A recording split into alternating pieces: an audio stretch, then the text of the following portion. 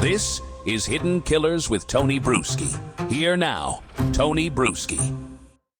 We're talking about the case of Jesse Butler, which if you're happening to be searching this in 2030 and you found him on Tinder and he looks like a possible date and you're like, he looks really familiar, run for your fucking life.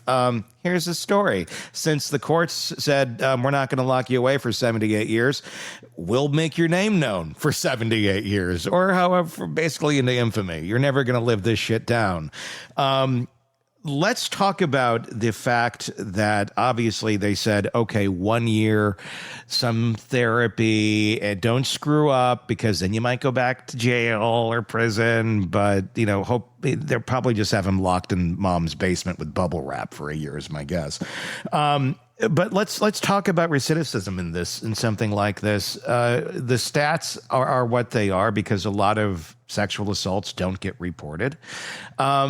But in reality here, what are we talking? The likelihood that this person or someone like this person, in your opinion, in your expertise, what are the odds Very that high. this guy repeats the pattern? Yeah, very high, because this is the sexual mapping in his brain. This is what arouses him. And those kinds of things can become addictive and compulsive. And this was not a one-time thing for him. There was a whole series of victims. And so I would think that sometimes with advanced age, you know, I mean, let's say he was locked up for 30 or 40 years. He might get out as an old man and the odds would go down, less testosterone flowing in there. But somebody, I mean, none of us would want him dating our daughter, right? It doesn't matter how much therapy he had. You're not going to want to live next door to him or have him around anybody that you care about. And that's an interesting thing to think about. Actually, I brought this up with Robin Dreek the other day, too. When the DA is making this decision, when the judge is saying, yeah, I'll sign off on the youthful offender bullshit in Oklahoma, because, again, it's Stillwater. They have magical water that magically wipes away rapists, and they just become wonderful human beings afterwards. When you have that going on and you have this idea of rehabilitation, do you think they'd be making the same choices if it were their own daughters that were violated by this blob? You know, would they be going, oh yeah, rehabilitation, 1 year? And if not, what kind of like, you know, cognitive dissonance is going on here that they're able to, well, it's someone else's daughters. It's someone else's 16-year-olds out there that are having to deal with this. I mean, that's some funky mental gymnastics going on. Good term, mental gymnastics. It sure is not logical. It doesn't make any sense. It lacks, you know, there's a lack of compassion and empathy and insight for understanding. And it would be a wonderful question for them if after a year of his counseling and minimal supervision, if he showed up at your front door asking your daughter out, would you smile and shake his hand and say, go out and have a nice time? Yeah. We're talking earlier, you know, stupid, sadistic fellow predator. What it's usually one of the three here. And identification with the offender. Because what we hear so often from folks who are giving these people the pass is, oh, they got their whole life ahead of them. We all make mistakes when we're young. It makes me really wonder about what kind of mistakes some people made when they were younger that they got away with, when they're letting shit like this just kind of go on down the road. How often is it where there's just this silent, deep down identification that's going on with people because it's either someone that they were or maybe still are, or someone that on the opposite scale of this was victimized by somebody like this.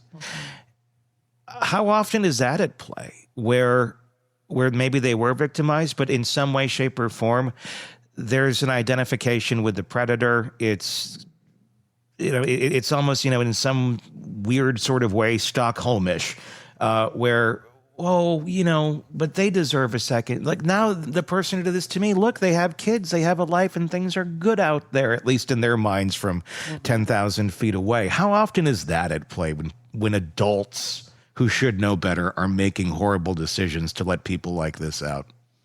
It's a really good question. I think one of the things where we've gone wrong as a society is misplaced empathy. And violent perpetrators with these kind of personality disorders, there's this myth that they're this way because they were all abused. And we've all heard that sentence, hurt people hurt people.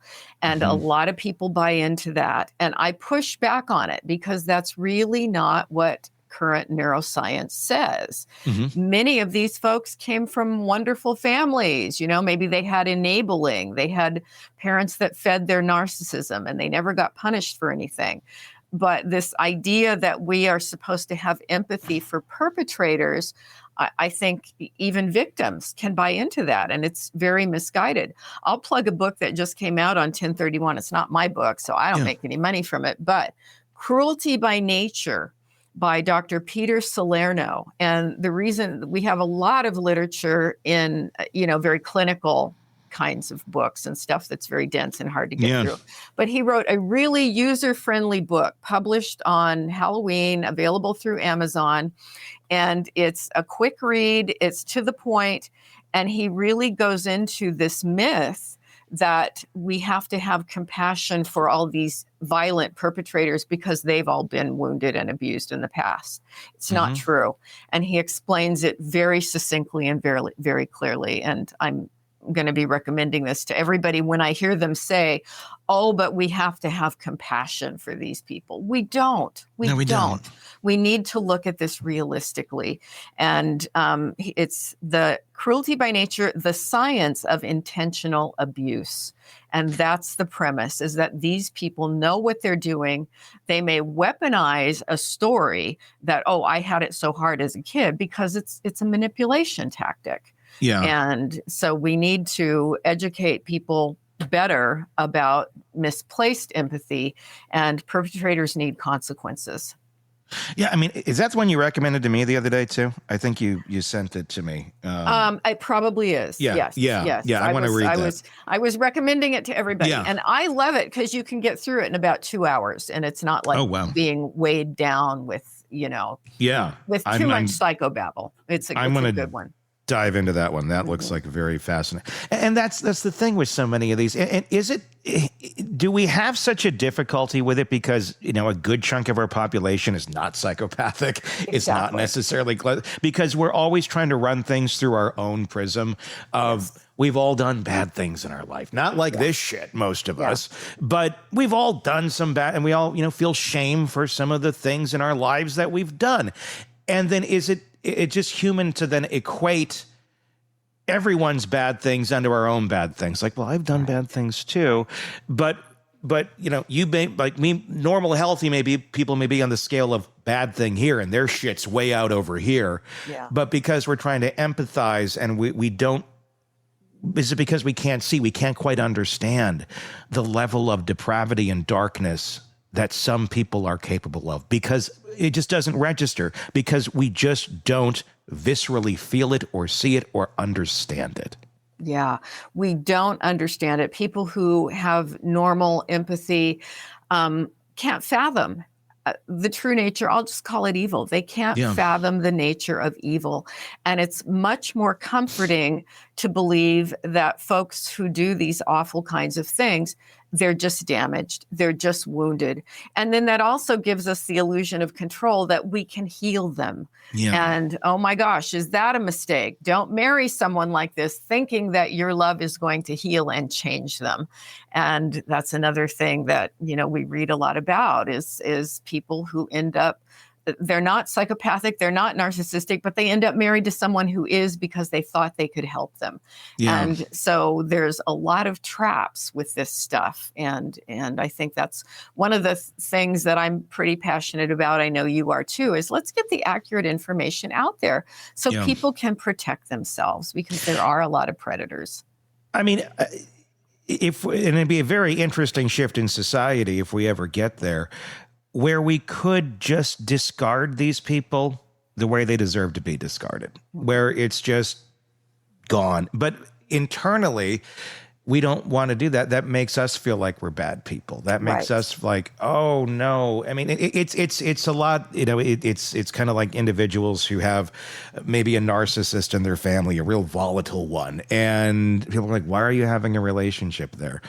And oftentimes it can be because they don't know any better, or it could be because they're doing it for themselves, for what is going to be psychologically right and best for them, where others can just easily say, off with you, you're not going to traumatize me anymore.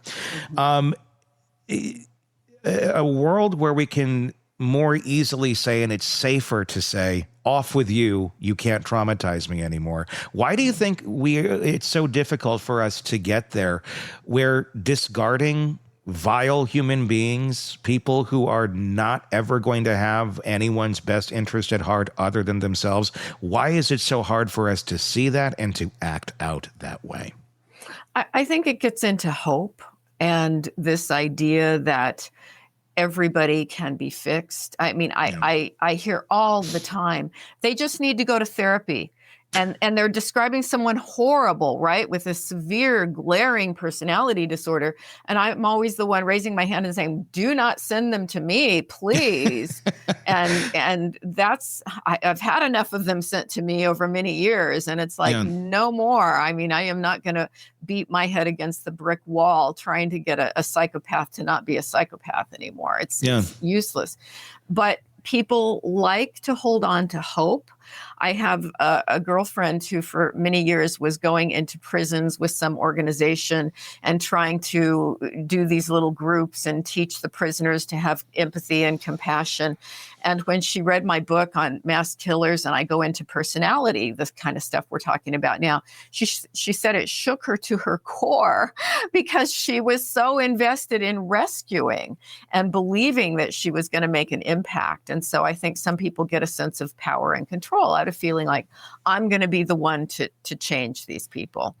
And it's been a gradual wake-up call for her over the years that, as she said most recently, I think I'm just going to stick to rescuing dogs and get out of the prison thing. It's a good tactic. I like that idea. Yeah.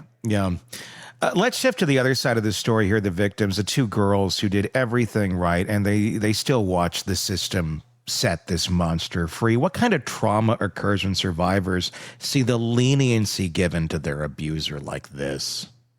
Yeah, it's a message to them that they don't matter, and they're re-traumatized by the legal system. And this is not just a single one-time trauma, but it's something that they live with every day. It goes on and on and on. So shame, anxiety, depression, reliving the experience. People have sleep problems. They're hypervigilant. It affects their sense of themselves and how they can ever feel safe in the world. It's really awful for them. So they're out there feeling that every day, looking behind their back when they walk into a store, I'm sure looking around, making sure, oh God, I hope I don't run into him. Eventually, they'll probably have to move. Because of that, just so they can try and have some sort of peace and sanity. And this is what they're feeling every single day. What do you think this piece of shit is feeling when he walks into that Walmart?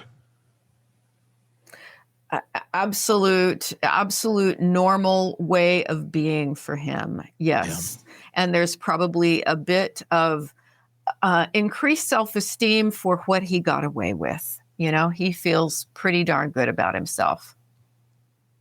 I'm sure the judge and DA should be very proud of their decision to allow that to happen. That seems like how the system should work for rehabilitation. It is absolutely maddening. I mean, what kind of message does that then send to other people who are going to go through this? I'm not necessarily speaking of who he will very highly likely reoffend against, but just other people in the community, other teenage girls, where this inevitably takes place because there's monsters out there like this, and them wanting to speak up and say something. This is just basically saying, Don't say shit, because you're gonna have to go through all of this. You're gonna have to go through court. You're gonna have to testify. You're gonna have to, be believed. And for what? Why go through all of that shit? Why put yourself through that emotional hell and re-victimize yourself and have to tell your story to a bunch of strangers, where at the end of the day, the grown-ups in the room are gonna act more immature than this doughboy?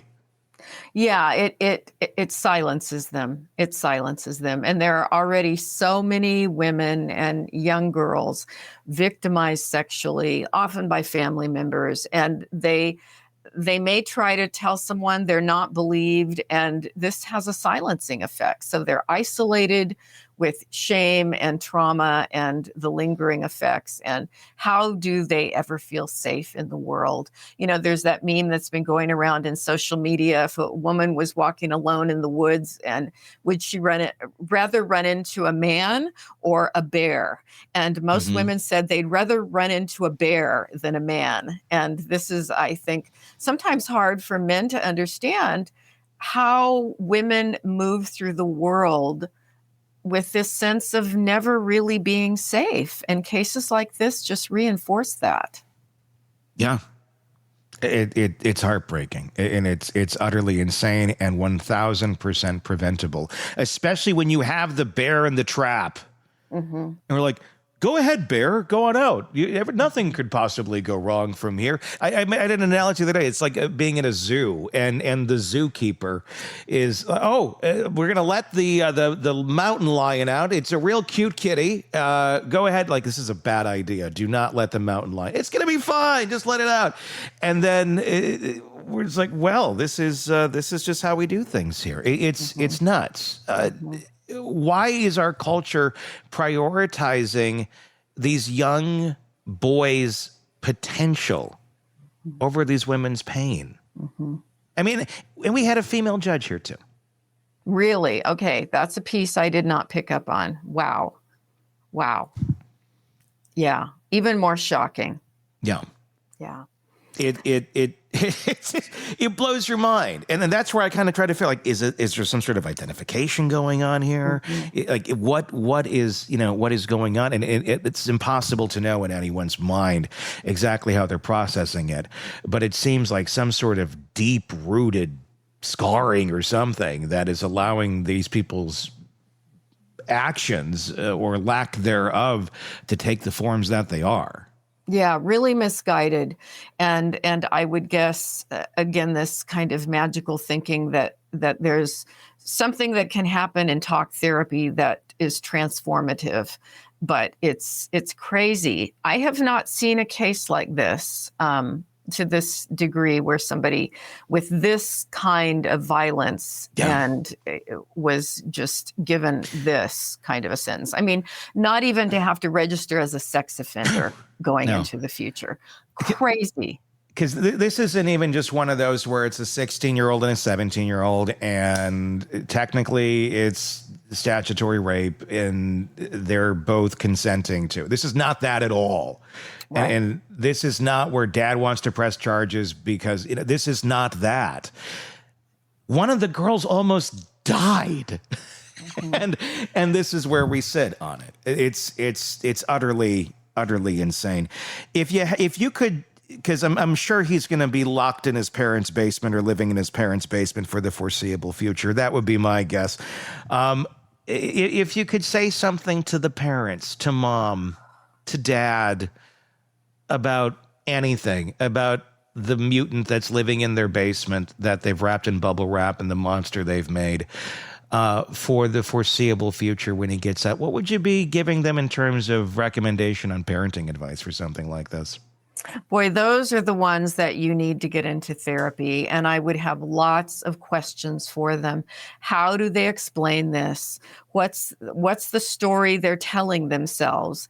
And then I would ask lots of questions and poke holes in that story and try to get them to look at reality. And also to, read over. I think it can be very good therapy when you're trying to break through denial, for people to read over the victim's stories, because that's probably something that they've been ignoring. And I think that's sometimes enough to bust some denial if they have to sit and read aloud. what really happened to the victims here.